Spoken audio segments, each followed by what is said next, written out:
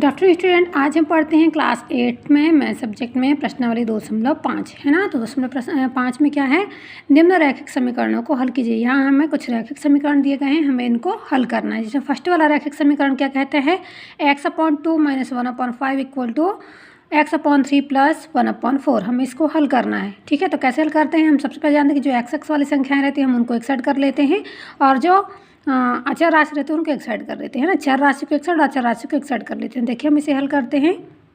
देखिए क्या करते हैं हम, x/2 - 1/5 = क्या है, x/3 + 1/4। यहाँ से हम क्या करते हैं, सॉल्व करते हैं। तो हम सॉल्व में फिर से क्वेश्चन उतारते हैं, x/2 - 1/5 = x/3 + 1/4। यहाँ से पक्षांतर कर देते हैं, x वाली संख्या को एक साइड ले आते हैं। तो यह हो गया x/2, और यहाँ ये धनात्मक है तो इस साइड आएगा ऋणात्मक हो जाएगा, मतलब क्या हो जाएगा -x/3 बराबर ये क्या है 1/4 जैसे ही रहेगा, और -1/5 इस साइड आएगा तो +1/5 हो जाएगा। फिर हम यहाँ से एलसीएम लेते हैं 2 और 3 का, तो आता है 6, ठीक है। फिर हम यहाँ से 2 का भाग देते हैं, 6 में तो आता है 3, और 3 का x में गुणा कर देते हैं तो आ जाता है 3x। इसी प्रकार माइनस का चिन्ह लगाते हैं, फिर 3 का भाग देते हैं किसमें, 6 में, तो कितना आता है 2, और 2 का x में मल्टीप्लिकेशन कर दे तो आ जाए 2x = यहाँ भी हम 5 और 4 का एलसीएम लेते हैं। तो एलसीएम लेने पर हमें क्या मिलता है 20। हम 4 का भाग देते हैं 20 में तो आता है 5, और 5 का 1 में गुणा कर देते हैं तो मिल गया 5। इसी प्रकार 5 का भाग देंगे 20 में तो आता है 4, और 1 में गुणा करने पर भी आएगा 4। हम यहाँ हल करते हैं 3x - 2x/6 = 5 + 4/20। 3x से 2x जाएगा तो हमें मिल जाएगा x/6, और यहाँ मिल जाएगा 5 + 4 क्या हो जाएगा 9, तो हो जाएगा 9/20। अब यहाँ से हम ये कर देते हैं 6 यहाँ बटे में इस आएगा तो गुणे में हो जाएगा, या फिर तिरे गुणा भी कर सकते हैं। तो x = हम क्या करते हैं, 6 × 9/20। अब यहाँ से देखिए 2 से कट जाएगा, 2 × 6, 2 धाम 20 है ना। अब यह क्या हो जाएगा, x = 3 × 9/10। तो यहाँ 3 का 9 में गुणा होता है तो आता है 27/10। हमको आंसर क्या मिलता है, x = 27/10, और यही क्या है हमारा आंसर है। इसके अलावा हम अब जो सेकंड क्वेश्चन है वो देखते हैं। देखिए इसका सेकंड क्वेश्चन क्या कहते हैं, n/2 - 3n/4 + 5n/6 = 21। तो देखिए हम इसे हल करते हैं। ये देखिए हम क्या लिखते हैं, n/2 - 3n/4 + 5n/6 = 21। तो यहाँ से हम 2, 4, 6 का क्या ले लेते हैं एलसीएम, 2, 4, 6 का एलसीएम लेने पर आता है 12। फिर यहाँ से हम 2 का भाग देते हैं 12 में तो आता है 6, और 6 का गुणा कर देते हैं n तो आ जाता है यहाँ 6n, ठीक। इसी प्रकार 4 का भी हमने क्या किया, भाग दिया 12 में तो आ गया 3, और 3 का गुणा कर दिया 3 में तो ये हो गया 9, और ये क्या बन गया 9n। इसी प्रकार 6 का भाग दिया 12 में तो आ गया 2, और 2 का 5 में गुणा 5n में गुणा कर दिया तो आ गया हमारे पास 10n = 21। अब यहाँ से ये 10 और 6 क्या हो जाएगा 16, तो 16n - 9n बटे 12 = 21। तो अब ये 16 में से 9 हो जाएगा तो क्या जाएगा 7n आ जाएगा, बराबर हो यहाँ क्या कर देंगे 21 का 12 में गुणा कर देंगे तो हमारा हो जाएगा 7n = 252। अब यहाँ से n की वैल्यू निकालते हैं तो n = क्या जाएगा 252/7, और 7 से हम ये पढ़ देंगे 7 × 21 और 7 × 6 = 42। तो n की वैल्यू क्या निकल के आती है हमारे पास 36। इसी प्रकार देखिए और भी क्वेश्चन है। तीसरा ये देखिए ये थर्ड क्वेश्चन, फोर्थ, फिफ्थ और सिक्स ये आपको करना है। इसमें से एक क्वेश्चन मैं आपको और बता देती हूँ। तो देखिए हम आपको फिफ्थ क्वेश्चन बता देते हैं।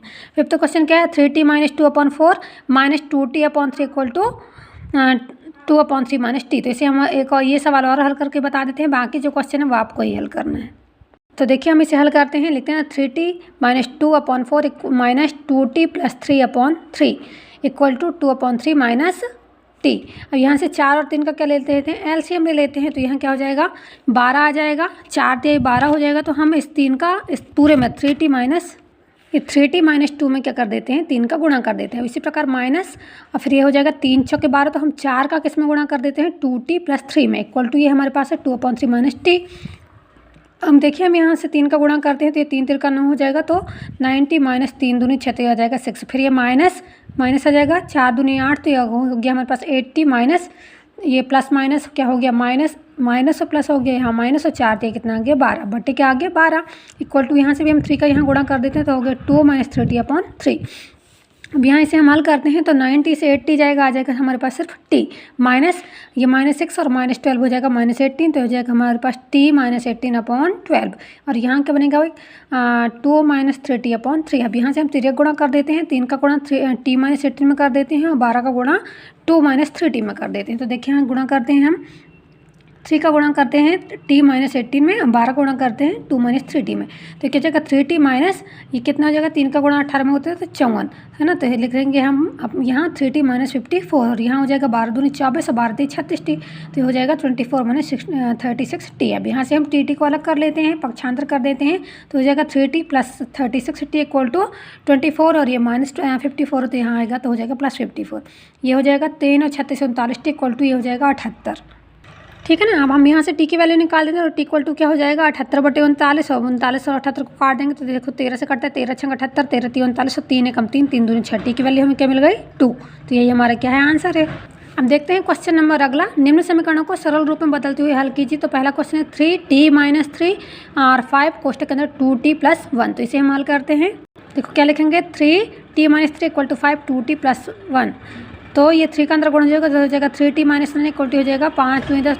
तो देखिए यहाँ क्या हो जाता है 10t प्लस 5। अब यहाँ से हम पक्षांतर कर देते हैं, टी की वैल्यू अक्सर लिख लेते हैं, ये 3t माइनस 10t इक्वल हो जाएगा 5 प्लस 9, तो यहाँ से बचेगा minus 7t equal to 14, t equal to क्या जाएगा माइनस 14/7, तो टी इक्वल टू क्या मिल जाएगा हमें 17 वो सॉरी माइनस 2, तो यहाँ से टी की वैल्यू क्या मिलती है हमें माइनस 2।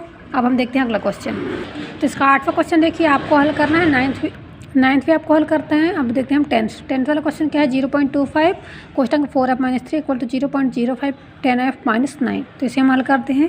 देखो हम क्या लिखते हैं 0.25 फिर 4f माइनस 3 फिर 0.05 10f माइनस 9, यहाँ से हम हल करते हैं। 0.25 का 4 में f में गुणा होता तो अच्छा 1.00f या 1f ही आता है। ठीक है, अब हमें इसको क्या करना अभी हल करना पड़ेगा, इसलिए हम क्या लिखते हैं 1.00f माइनस 0.75, ये क्या हो गया यहाँ से क्या हो जाता है ये था हमारा 0.75। अब यहाँ से हम इसमें भी क्या करते हैं 0.05 का गुणा करते हैं 10f में, तो आ जाता है हमारे पास 0.5f माइनस क्या हो जाएगा 0.45।